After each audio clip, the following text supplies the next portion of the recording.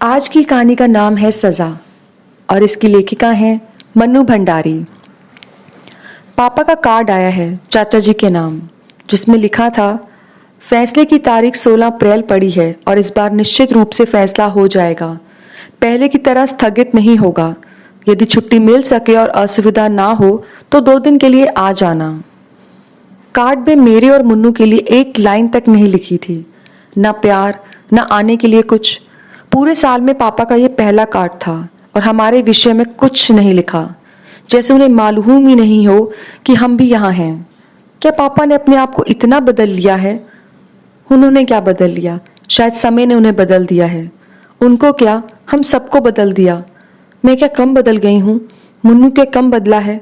पता नहीं अम्मा की क्या हालत होगी। ओह, इन 5 सालों में क्या कुछ नहीं हो गया। 16 अप्रैल, आज से 5 दिन बाद मैं जाऊंगी, जरूर जाऊंगी और मुन्नू को लेकर ही जाऊंगी। कांत मामा ने तो हर सुनवाई के बाद यही लिखा है कि इस बार फैसला पक्ष में होगा। हे भगवान, ऐसा ही हो। पर रह रहकर मन कांप जाता है। पहली बार भी तो सब यही कहते थे। तब मैं एकदम नासमझ नहीं थी, फिर भी ज्यादा नहीं समझती थी। पापा और अम्मा तो हमेशा मुझे बच्ची ही समझते थे, इसलिए शायद बड़ी ही नहीं हो पाती थी। अब इधर देखो कितनी बड़ी हो गई हूँ। कानून की बातें समझने लगी हूँ। 7 आदमियों को दोनों समय का खाना बना लेती हूँ। खाना ही नहीं, घर का सारा काम करने लगी हूँ। मेरे साथ स्कूल में जो लड़कियां पढ़ती थी उनसे करवा कर देखे कोई काम। पर वो ये सब काम क्यों करेंगी? भगवान कभी उन्हें ऐसे बुरे दिन ना दिखाए। क्या पापा सचमुच छूट जाएंगे? पिछली बार जब फैसला हुआ था तब दादी बाबा चाचा सब आ गए थे। सब लोग कचहरी गए पर हमें नहीं ले गए। मुन्नू को छोड़ जाते, वो सचमुच में बच्चा था, पर मैं तो बड़ी थी, 9वीं का इम्तिहान दे चुकी थी। मुझे पापा के सारे केस की बातें पता थी, फिर भी मुझे नहीं ले गए। मैं और मुन्नू सांस रोककर सबके लौटने की प्रतीक्षा कर रहे थे। मैं खुद घबरा रही थी पर मुन्नू को बराबर समझाती जा रही थी। 12 बजे दादी और अम्मा ने रोते रोते घर में प्रवेश किया। बाबा कुर्सी पर बैठकर हथेलियों में मुंह छिपाकर फूट फूट कर रोने लगे। हे भगवान, तेरे राज में इतना अंधेर। मेरे निर्दोष बेटे को 2 साल की सजा। सबको रोता देख हम दोनों भी खूब रोए। पापा को घर नहीं आने दिया, वहीं से जेल ले गए। 2 दिन में स्कूल नहीं गई। जब गई तो मेरी सभी सहेलियां हमदर्दी दिखाने लगी, पर वो हमदर्दी बिल्कुल नहीं थी। हमदर्दी क्या ऐसे कहकर दिखाई जाती है? हाय हाय बेचारी के पिता को जेल हो गई, और आपस में दबी दबी जवान में कहती, इतने बड़े लोग भी चोरी करते हैं, तभी ठाठ थे आशा जी के। मेरा जी होता चीख चीख कर सबसे कहूं कि मेरे पापा ने कुछ नहीं किया, बस इस समय उनके ग्रह बिगड़े हुए हैं। ग्रह जब बिगड़ जाते हैं तब क्या नहीं होता। रामचंद्र जी ने कौन सा चोरी की थी, फिर भी उन्हें 14 साल का वनवास काटा था ना। पांडवों ने क्या किया था, फिर भी अज्ञातवास भोगा या नहीं। जब ग्रह बिगड़ते हैं तो राजा को भी सब कुछ भोगना पड़ता है। इतनी सी बात ये लोग क्यों नहीं समझती। अम्मा ने मुझे समझाया कि अभी हमारे बुरे दिन हैं, जो भी आए चुपचाप सहन कर लो, और मैं समझ गई। तभी तो उन लोगों से कुछ नहीं कहती थी, पर उनको कभी समझ नहीं आया। शायद बुरे दिनों में ही समझ पड़ती है। तभी कांत मामा आ गए। वो इंग्लैंड से जैसे ही लौटे सीधा घर आ गए, और वो कितना बिगड़े थे बाबा और चाचा जी पर कि ये सब कैसे हो गया। आज के जमाने में तो गुनहगार अपने आप को साफ बचाकर निकल जाते हैं, लाखों हजम करके मूंछों पर ताव देते घूमते फिरते हैं। और एक ये हैं, बिना गड़बड़ किए जेल भोगने जा रहे हैं। बिना अपराध किए भी बाबा अपराधी की तरह चुपचाप सिर नीचा किए सब सुनते रहते। अब वो बेचारे क्या जाने कानून के छक्के पंजे। जब नहीं सुना जाता तो रो पड़ते।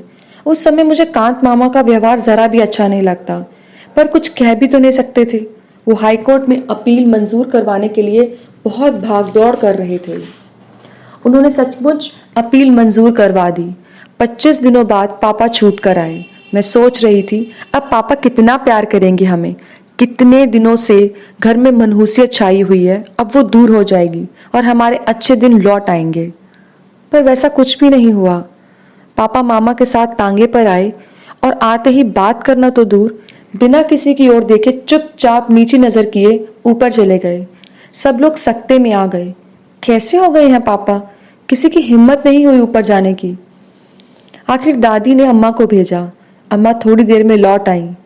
उन्होंने बताया दरवाज़ा नहीं खोल रहे। बहुत खटखटाया तो यही बोले, चली जाओ यहाँ से, मुझे भी परेशान मत करो। यूं घर वालों के साथ मैं रोज रोती थी, पर उस दिन पहली बार मेरा मन रोया, अपनी पूरी समझ के साथ रोया। क्या हो गया है मेरे पापा को? 25 दिनों बाद घर में घुसे और प्यार करना तो दूर, हमारी ओर देखा तक नहीं। बार बार मन कहने लगा, ये मेरे पापा नहीं, वो ऐसे नहीं हो सकते। जेल वालों ने उन्हें बदल दिया। एक अजीब सा भय मन में समाने लगा कि अब शायद पापा कभी प्यार नहीं करेंगे। और सचमुच उसके बाद मैंने कभी उनका प्यार नहीं पाया, आज तक नहीं। इस कार्ड में क्या वो एक पंक्ति भी हमारे लिए नहीं लिख सकते थे? शाम को सब लोग ऊपर गए। दरवाजा तो खोला पापा ने, पर बात किसी से नहीं की। बस तकिए में मुंह गड़ाकर पड़े रहे। मुझे लग रहा था जैसे वो रो रहे हैं। हमें तुरंत नीचे भेज दिया गया। कितना कितना गुस्सा आया था उस समय। पापा हमारे हैं और ये सब इस तरह कर रहे हैं मानो हम कुछ हैं ही नहीं। पापा पर पहला हक मेरा है, और वो भी सारी दुनिया में सबसे ज्यादा मुझसे प्यार करती हैं। मैं मन में ये मांगने लगी कि लोग सब जल्दी से जल्दी अलीगढ़ चले जाएं, तभी शायद पापा हमसे पहले की तरह प्यार करेंगे। सबके सामने शायद उन्हें शर्म आती है। शर्म की बात तो है ही, स्कूल में मुझे क्या कम शर्म आती थी। पापा के घर आने के बाद मामा और चाचा जी भी चले गए। दादी और बाबा तो घर के ही हैं, पर फिर भी पापा नहीं उतरे। उस रात अम्मा को सोने के लिए ऊपर भेजा। जब वो सुबह उठकर आई तो बोली, माँ जी, मुन्नू को आप गांव लेती जाइए, वहां के स्कूल में डाल दीजिए। यहाँ तो अब उसकी फीस जुटाना भारी पड़ेगा। आशा का इस साल फाइनल है, वरना उसे भी उमेश भैया के पास भेज देती। नीचे का घर अब खाली कर देंगे। फिर पता नहीं क्या क्या दोनों में बातें हुई और वो दोनों खूब रोई। मैं किसी को भी रोता देखती तो बिना कारण जाने ही रोने लगती। फिर उस समय तो रोने का बहुत बड़ा कारण भी था। मुन्नू चला जाएगा, कैसे रहेगा वो गांव में? वहां का स्कूल कोई स्कूल है? यहाँ वो कितने अच्छे स्कूल में पढ़ रहा है। पापा चाहे सारा दिन कुछ ना कहें, पर इस मामले में वो कभी चुप नहीं रहेंगे। पर पापा कुछ नहीं बोले। शायद अम्मा और पापा ने साथ बैठकर ये सब तय किया था। रो धोकर मुन्नू चला गया। हाँ, जाते समय पापा ने उसे सीने से लगाकर खूब प्यार किया। मैं पास ही खड़ी थी। पापा की आंखों से आंसू टपक रहे थे। मेरा बड़ा मन कर रहा था कि मैं उनके आंसू पोंछ दूं, उनके दुख को दूर करने के लिए नहीं, पापा का प्यार पाने के लिए। मुन्नू दूर जाकर भी पापा के कितने पास हो गया, और मैं पास रहकर भी शायद हमेशा दूर ही रहूंगी। पर पापा उसे छोड़ने नीचे नहीं आए। कोई स्टेशन भी नहीं गया। जाता भी कौन? अम्मा अकेली निकलती नहीं, और मैं जाती तो लौटती कैसे? कोई महीने भर बाद फिर हमारा घर रह गया था, और उसमें से मुन्नू भी चला गया। मुन्नू ही क्यों, सप्ताह बीतते बीतते सारा सामान भी चला गया। नीचे का मकान खाली कर दिया गया। पकाना, खाना और सोना बरसाती में। पास की छोटी सी कोठरी साफ करके मुझे पढ़ने के लिए मिली। पापा अब कुछ बोलने लगे थे, पर पहले वाले पापा वो बिल्कुल नहीं थे। सारा दिन चुपचाप लेटे रहते या कुछ पढ़ते रहते। कभी कभी गोदी में तकिया रखकर कुछ लिखते भी। मेरा बड़ा मन होता कि देखूं वो क्या लिखते हैं, पर कभी हिम्मत नहीं हुई। कितनी ही बार मैंने पढ़ा था कि दुख में हिम्मत रखने वाले ही सच्चे वीर होते हैं। हंसते हंसते जो सारे दुखों का झेल जाते हैं, वही सच्चा वीर पुरुष है। मेरा मन होता पापा को ये बातें समझाऊं, पर क्या पापा ये सब नहीं जानते? फिर इस तरह वो मुंह छिपाकर क्यों घूमते फिरते हैं? उन्हें बाहर निकलना चाहिए, घूमना फिरना चाहिए। इस तरह रहकर तो वो सबके बीच अपने को अपराधी ही साबित करते हैं। पर मैं उन्हें कैसे समझाती? मुझे अपनी कोठरी में कोई कष्ट नहीं था, पर भयंकर गर्मी के दिन और पंखा नहीं। रात तो जैसे तैसे छत पर कट जाती, पर दोपहर में तो छत पर बने कमरे भट्टी की तरह जलते। छुट्टियों के दिन बिताए नहीं बीत रहे थे। अपने किसी सहेली के यहाँ जाने की इच्छा नहीं होती थी। पड़ोस तक में जाना छोड़ दिया था। दुख में कोई साथी नहीं होता। बस एक गांठ बांध रखी थी कि जब तक ये बुरे ग्रह टल नहीं जाते, तब तक सभी को चुपचाप सहन करना है। जुलाई में बाबा की चिट्ठी आई। मुन्नू को 6वीं में भर्ती करवा दिया, और वो खुश है। हम सब ने भी मान लिया कि वो खुश ही होगा। ऐसा मान लेने में ही हम सबकी खुशी थी। साथ ही बाबा ने यह भी लिखा कि शाम को उन्होंने एक दुकान में हिसाब लिखने का काम शुरू कर दिया है। 25 रुपये मिलेंगे, जिन्हें वो पापा के पास भेज देंगे। 50 रुपये उमेश चाचा जी भेजेंगे। मेरे सामने बाबा का बूढ़ा शरीर, झुकी कमर और धुंध भरी आंखें घूम रही थीं। इस बुढ़ापे में वो अब फिर से नौकरी करेंगे। अम्मा ने बताया कि इन 75 रुपयों में ही उन्हें घर चलाना है। तब मुझे भी पहली बार पापा पर गुस्सा आया कि क्यों उन्होंने सस्पेंशन के दौरान मिलने वाली आधी तनख्वाह लेने से इनकार कर दिया। कितना समझाया था कांत मामा ने। चाचा जी तो एक तरह से नाराज ही हो गए थे, पर पापा की एक ही जिद थी, जब तक मैं इस आरोप से मुक्त नहीं हो जाऊंगा ऑफिस से 1 रुपया भी नहीं लूंगा। मैंने स्कूल की बस छोड़ दी। 3 मील पैदल जाती, धूप हो या बरसात, चेहरे पर शिकन नहीं लाती। कभी कभी सोचती पापा को सस्पेंड हुए 2 साल 3 महीने हुए, और आखिर इन दिनों में कितना खर्च हो गया कि बैंक के सारे रुपए निकल गए, अम्मा के सारे गहने बिक गए, और भी पता नहीं क्या क्या चला गया। वकील लोग शायद बहुत लुटेरे होते हैं। कभी सोचती इससे तो पापा सचमुच ही ऑफिस का रुपया मार लेते तो अच्छा होता। कम से कम मुन्नू तो अपने पास रहता और एक पंखा भी रख लेते। इस उमस में चमड़ी जैसे उबल जाती है। ईमानदारी करके कौन सा सुख मिल रहा है। अम्मा को पता नहीं क्या हो गया था, भीतर ही भीतर सूखती जा रही थी। पहले वो कोई काम खुद नहीं करती थी और अब कहाँ सारा काम हाथ से करने लगी। पापा भी उनकी मदद करते थे। उन दिनों अम्मा बहुत चिड़चिड़ी हो गई थी। एक दिन उन्होंने मुझे जरा सी बात पर पीट दिया। अपनी याद में पहली बार मैंने मार खाई थी, वो भी इस उम्र में। शरीर से ज्यादा मन आहत हुआ। चोट से ज्यादा इस बात का दुख था कि पापा बैठे देखते रहे पर कुछ नहीं कहा। न अम्मा को मना किया, न मुझे प्यार किया। अपनी कोठरी में बैठकर मैं घंटों रोई। हे भगवान, सब दुख दो, पर मेरे पापा को पहला जैसा कर दो। वो पहले की तरह काम पर जाएंगे तो मैं सब कुछ सह लूंगी। सुनवाई की पहली तारीख की 6 महीने बाद की पड़ी। कांत मामा ने कोशिश तो बहुत की थी कि जल्दी जल्दी सारी सुनवाई हो जाए और फैसला हो जाए, पर कानून कांत मामा की इच्छा से नहीं, अपनी रफ्तार से चलता है। वकीलों का सारा खर्च मामा ही कर रहे हैं। जरूर मामी से छिपा कर रहे होंगे, वरना वो तो एक पैसा भी खर्च नहीं करने देती। पहली सुनवाई बहुत अच्छी हुई। सर्दी में ठिठुरते हुए जब हमने ये खबर सुनी तो गर्मी की एक लहर ऊपर से नीचे तक दौड़ गई। घर की हालत बद से बदतर होती जा रही थी, खासकर अम्मा की। मुझे तभी लगता था कि कोई ऐसी बीमारी उन्हें लग गई है जो भीतर ही भीतर इन्हें खाई जा रही है। सर्दी में वो जो ठंड खा गई थी, 4 महीने तक खांसती रही। बाबा की चिट्ठी आई। बड़ी बेबसी से उन्होंने लिखा, हिसाब में कुछ ऐसी भूल हुई कि काम से निकाल दिया गया हूँ। अब तो 50 रुपए की पेंशन में से किसी तरह 15 रुपए ही भेज सकूंगा। हिम्मत रखना बेटा, बुरे दिन आते हैं तो सब तरफ से आते हैं, पर ये दिन फिरेंगे जरूर। भगवान के घर देर हो सकती है, अंधेर नहीं। दूसरी सुनवाई अप्रैल में हुई। तारीखें जल्दी नहीं मिलती थी। पापा को छूटे साल हो गया और अभी तक सिर्फ 2 सुनवाई हुई। इतने इतने दिनों बाद यदि सुनवाई हुई तो 1 साल और लग जाएगा। मेरा मन कांप जाता। लगता था अब ऐसे दिन नहीं काटे जाते। मुन्नू गांव में, पापा बरसाती में, मैं कोठरी में और अम्मा खाट पर। कैसे कैसे मैंने मैट्रिक का इम्तिहान दिया मैं ही जानती हूँ। फिर भी 2nd डिवीजन में पास हो गई। कोई खुशी मनाने वाला नहीं था। सबके मन ऐसे मर चुके थे कि ना किसी बात की खुशी न रंज। जुलाई में एक नई समस्या आई। गांव में तो केवल मिडिल स्कूल था।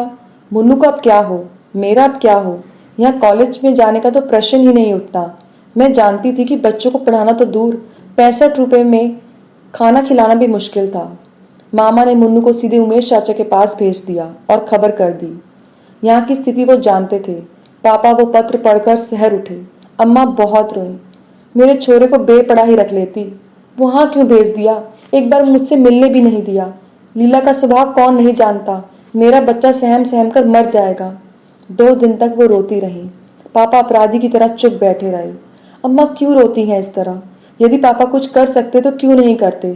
2 दिन बाद वे बोली, मैं सोचती हूँ आशा को भी वहीं भेज दो, वहीं कॉलेज में भर्ती हो जाएगी। मैं समझ नहीं पाई कि अम्मा व्यंग कर रही हैं या, पर अगले वाक्य ने ही सारी बात साफ कर दी। लीला का स्वभाव तुम जानते ही हो। आशा मुन्नू के पास रहेगी तो तसल्ली रहेगी, रोने को एक गोद तो रहेगी। और अम्मा फूट फूट कर रोने लगी। उमेश भैया को लिख देना, जो भी खर्च करें हम पर कर्ज ही समझे, मैं उनकी पाई पाई चुका दूंगी। भगवान कभी तो हमारे दिन बदलेगा, नहीं तो अपने आप को बेचकर उनका कर्ज अदा कर दूंगी। पर मेरे बच्चों पर रहम करे, ये दुखियारे यूं ही अनाथ हो रहे हैं, थोड़ा प्यार इन्हें भी दे दे, थोड़ा लीला को भी समझा दे। कांत मामा अपने ही किसी काम से दिल्ली आए थे। लौटते समय अलीगढ़ भी उतरे। अम्मा ने उन्हीं के साथ मुझे इलाहाबाद भेज दिया। कांत मामा ने एक बार जरूर कहा था, कलकत्ता भेज दो, वहां पढ़ लेगी। पर क्या मैं पढ़ने जा रही थी? पढ़ना तो बस यूं ही था। मुझे तो मुन्नू को तसल्ली देनी थी। वो रोई तो उसको अपनी गोदी में रुलाना था। और उस दिन मैं सचमुच बड़ी हो गई, अम्मा की तरह बड़ी। पर घर छोड़ते समय सारे बड़प्पन के बावजूद फूट फूट कर रोई। अम्मा की हालत देखकर घर का अधिक काम मैंने संभाल रखा था। अब क्या होगा? इस हालत में अम्मा कैसे काम करेंगी? रोज रोज के बुखार ने उन्हें हड्डियों की गठरी बना दिया था। पर अम्मा को तसल्ली देने वाले पापा हैं। रोने के लिए पापा की गोदी है। मुन्नू तो वहां अकेला है। अभी मेरी सबसे ज्यादा जरूरत मन्नू को है। रास्ते में कांत मामा ने मुझसे पूछा था, शारदा को रोज बुखार रहता है, किसी डॉक्टर को नहीं दिखाया? नहीं। और मुझे रोना आ गया। रोते नहीं बेटा, अब बहुत जल्दी सब ठीक हो जाएगा। पापा ने तो कई बार कहा है कि दिखा दो, पर अम्मा मानती नहीं। कहती हैं डॉक्टर झूठ मूठ का वहम डाल देते हैं। मामा चुप हो गए। मामा क्या समझते नहीं? अम्मा इसलिए नहीं दिखाती कि डॉक्टर दवाई का खर्च कहाँ से आएगा। वो लोग तो टॉनिक और दूध फल बता देंगे, आराम कहने को कह देंगे और खुश रहने को कहेंगे। बोलो, ये सब हो सकेगा 65 रुपए में? मुन्नू मुझे देखते ही चिपट पड़ा और रो दिया। मुझे भी रोना आ गया। चाची ने जरूर कुछ कहा था, पर अपने रोने में हमने सुना नहीं। मुन्नू को गले लगाकर मुझे कैसा लग रहा था वो मैं बता नहीं सकती। इतना जरूर लगा कि उसे सचमुच किसी गोदी की जरूरत थी, किसी सहारे की। मैं चाची से बातें कर रही थी। उन्हें मेरा आना अच्छा नहीं लगा, वो साफ था। पर मैं कौन सा अपनी इच्छा से आई हूँ? मुन्नू का रंग काफी सांवला पड़ गया था। चेहरा सूख कर मुरझा गया और आंखें बड़ी सहमी सहमी सी थी। लगा बहुत डर डर कर रहता है। घर में तो कितना उद्यम करता था। इतना सा बच्चा, कैसे उसने अपने आप को बदला होगा, दबाया होगा। देखा, चाची के घर मुन्नू का क्या काम था? सारा दिन उनके साल भर के बिट्टू को खिलाना। सारा दिन वो उसे गोदी में टांगे टांगे फिरता। कब तो वो पढ़ता होगा, कब होमवर्क करता होगा। रात को जब वो सोने मेरे पास आया तो धीरे से बोला, दीदी कल मुझे बुढ़िया के बाल खिलाना। टिल्लू और पम्मी रोज खाते हैं। चाची उन्हें पैसे देती है और कहती है छिप कर खा लिया करो, पर वो सामने ही खाते हैं। एक दिन टिल्लू मुझे चिढ़ा कर खा रहा था। मैंने उसके बाल छीन लिए। उसने चाची से शिकायत कर दी। चाची ने मुझे बहुत मारा। चाची बहुत जोर से मारती हैं। और वह सिसक कर रोने लगा। मैंने उसे प्यार किया और कहा, मैं अपने भैया को बाल खिलाऊंगी। पर मेरा मन भीतर तक सिसक पड़ा। हम बड़े हैं, हम सब समझते हैं और सह भी सकते हैं, पर ये बेचारा कैसे समझे? समझ तो गया ही होगा, पर सहे कैसे? पहली रात को ही मैंने संकल्प किया, मैं कॉलेज नहीं जाऊंगी। घर का सारा काम मैं करूंगी, जिससे चाची को पूरा आराम मिले और उनका गुस्सा ठंडा रहे। चाची कुछ भी कहेंगी तो चू नहीं करूंगी। वो प्रसन्न रहेंगी तो मुन्नू सुरक्षित रहेगा। मुन्नू को रात में मैं बैठकर पढ़ाया करूंगी। मैं चाची से भी जल्दी उठकर सबके लिए चाय बना देती, फिर जल्दी से टिल्लू और पम्मी को तैयार कर देती। तब नाश्ता देकर तीनों बच्चों को स्कूल भेज देती। नाश्ते की प्लेट देखने चाची जरूर आती। शायद उन्हें ये वहम रहता कि मैं मुन्नू को कुछ ज्यादा या अच्छा न खिला दूं। चाचा जी तारीफ करते, तुम तो बड़ी होशियार हो आशा, इतना काम कर लेती हो। चाची तुरंत कहती, मैं जब इतनी बड़ी थी तो 12 जनों के कुंबे को संभालती थी, आधा आध मन के पापड़ मंगोड़ी करती थी। दोनों समय का खाना अपने जिम्मे ले रखा था। रात में जब मैं सोने जाती तो मेरे पैर तपते थे। कभी कभी मुन्नू को अपने पैरों पर खड़ा कर लेती। उससे पैरों को तो आराम मिलता, पर मन। अम्मा कभी कभी गांव में काम करवाती थी तो पापा डांटते थे। मैं अपनी आशा को डॉक्टर बनाऊंगा, विदेश भेजूंगा। ये भटियार खाना करवाकर क्या मुझे अपनी बिटिया की जिंदगी खराब करनी है? यही वाक्य हवाओं में तैरकर कमरे में घूमता रहता, गूंजता रहता। धीरे धीरे आदत पड़ गई तो पैरों का दर्द बंद हो गया और मन भी सुन्न होता चला गया। मैंने अम्मा को नहीं लिखा कि मैं कॉलेज में भर्ती नहीं हूँ। लिखने के लिए चाचा जी ने मुझे 4 पोस्ट कार्ड दिए थे और बताया था कि हर महीने 4 कार्ड मिलेंगे। उनमें मैं अपने कुशल समाचार भेज सकती थी। बस रात दिन काम कर करके मैं चाची के क्रोध को संभाले रहती। आराम पाकर मुझ पर वो कुछ प्रसन्न भी हो गई, पर उनका हाथ जब जब उठ जाया करता, अपने बच्चों पर भी और मुन्नू पर भी। उनके बच्चे आदी थे, तो मार खाकर हंसते और भाग जाते। फिर वो मार खाते तो प्यार भी पाते। पर मुन्नू मुन्नू सहम जाता, भीतर ही भीतर से सकता। बड़ी करुण नजरों से वो मुझे देखता, पर भीतर से कटकर भी वो ऐसे अफसरों को मैं कुछ नहीं बोल पाती। सोचती यूं मार खा खाकर मुन्नू या तो बेहद ढीठ हो जाएगा या जड़। पापा और अम्मा तो कभी हाथ नहीं लगाते थे। अकेले में मैं उसे प्यार कर लेती, समझाती, थोड़े दिनों की बात है भैया, फिर हम अपने घर चलेंगे, अम्मा और पापा के पास। पता नहीं वो समझता भी था या नहीं, पर मेरा मन सबसे ज्यादा दुखी तब होता जब चाची गुस्से में कहती, ऑफिस के 20,000 गायब करके गाड़ दिए और हमारा खून चूस रहे हैं। ये हमारे बड़े हैं, लानत ऐसे बड़कपन पर। मैं सोचती, क्या सचमुच चाची यही सोचती हैं कि पापा ने रुपए मारे हैं? यदि आज उनके पास पैसा होता तो क्या हमें वो यूं छोड़ देते और अपने सारे पिछले दिन आंखों के आगे घूम जाते? कितना प्यार करते थे पापा। मैं चाहे कुछ भी लिखूं, पर क्या वो ये नहीं जानते कि हम यहाँ पर क्या गुजर रही है? 31 तारीख को चाचा जी ने चाची के हाथ में तनख्वाह रखी तो चाची ने कहा, अब भाई साहब को लिख दो कि 50 रुपए नहीं बेच सकेंगे। इस महंगाई के जमाने में 2 को पालना ही बहुत भारी है, और फिर हमारे भी तो बच्चे हैं। कौन यहाँ पर खान गाड़ी खड़ी है? बात ठीक थी, पर मेरा मन कांप गया। चाचा जी रुपए नहीं भेजेंगे तो क्या होगा? 15 रुपए महीने में क्या होगा? इतना तो कमरे का किराया ही चला जाता है। रोती हुई अम्मा और बिसूरते हुए पापा मुझे सारी रात दिखाई दिए। मैं उनके साथ बहुत रोई। अम्मा को कोई पत्र नहीं आया बहुत दिनों तक। उठते बैठते एक ही चिंता थी मुझे, अम्मा ने पैसों की क्या व्यवस्था की होगी। कांत मामा का भी कोई पत्र नहीं आया। पता नहीं क्या हाल है उधर का। पूरा अगस्त बीत गया। मैं अपने चारों कार्ड डाल चुकी थी, पर कोई जवाब नहीं आया। क्या हो गया है अम्मा को, लिखती क्यों नहीं? सितंबर में कांत मामा का पत्र आया। शारदा की तबीयत खराब थी तो मैं उसे यहाँ ले आया हूँ। यहाँ उसका इलाज चल रहा है। दिनेश जी ने कमरा बदल लिया है, उनका पता नीचे लिख रहा हूँ। अगली तारीख इसी महीने के आखिर में पड़ी है। सुनवाई पर जाऊंगा। तुम घबराना मत, भगवान सब ठीक करेंगे। गर्मियों तक कुछ न कुछ अवश्य हो जाएगा। तो पापा अकेले रह गए। अम्मा की गोद भी छिन गई जिसमें वो रो सकते थे। और पापा का ये पता, अलीगढ़ की गली गली मुझे मालूम थी। ये तो मजदूरों की बस्ती है। अंधेरी सीलन भरी गलियां, पास में बहते नाले। पापा का खाना कौन बनाता होगा? उन्होंने तो कभी ऐसे काम नहीं किए। कभी कभी अंगीठी भी जलाते तो अम्मा मना कर देती। तब वो कहते, शारदा, कौन जाने इस बार छूट ही जाऊंगा। सजा हो गई तो पता नहीं जेल जाकर क्या क्या करना पड़ेगा। अम्मा बीच में ही डांट देती, ऐसी बातें क्यों निकालते हो? भगवान के घर देर हो सकती है, अंधेर नहीं। और मैं भी भगवान से यही मानती कि हे भगवान, उन्हें सजा ना हो, पापा की तपस्या का फल उन्हें मिले। वो जो कुछ सह रहे हैं, क्या वो तपस्या से कम है? सीलन भरी अंधेरी कोठरी में सबसे मुंह छिपाकर रहना, बच्चे कहीं पत्नी कहीं, अब तो रहम करना, अब उन्हें सजा मत करना। कांत मामा की चिट्ठी आई कि फैसला पक्ष में ही होगा। केस की पैरवी बहुत अच्छे ढंग से हुई है, बस फैसले की आखिरी तारीख पड़ जाए जल्दी से। मैं बैठी बैठी दिन गिनती। अपील के बाद मुकदमा चलते हुए 4 साल हो गए। इन 4 सालों में क्या कुछ नहीं हुआ। भगवान, देर तो बहुत की, अब अंधेर मत करना। यूं ये देर भी अंधेर से कम नहीं, पर और अंधेर मत करना। मुन्नू और टिल्लू अपना अपना रिजल्ट लेकर आए। टिल्लू सब विषयों में पास था और मुन्नू एक विषय में फेल होकर प्रमोट हुआ था। चाचा जी ने टिल्लू को प्यार किया। मुन्नू पास खड़ा आंसू भरी आंखों से टुकुर टुकुर ताकता रहा। चाची ने कहा, फेल हो गया ना, पढ़ने लिखने में मन लगाओ मुन्नू साहब, तब टिल्लू की तरह पास होगे। सारा दिन बैठे बैठे टसुए बहाने से कोई पास नहीं होता। आंख के आंसू गालों पर ढुलक गए। कमीज की बाह से उन्हें पोंछता हुआ भीतर जाने लगा तो टिल्लू चिढ़ाने लगा, फेलू राम, फेलू राम। उस दिन पहली बार मेरे लिए अपने पर बस रखना बहुत कठिन हो गया।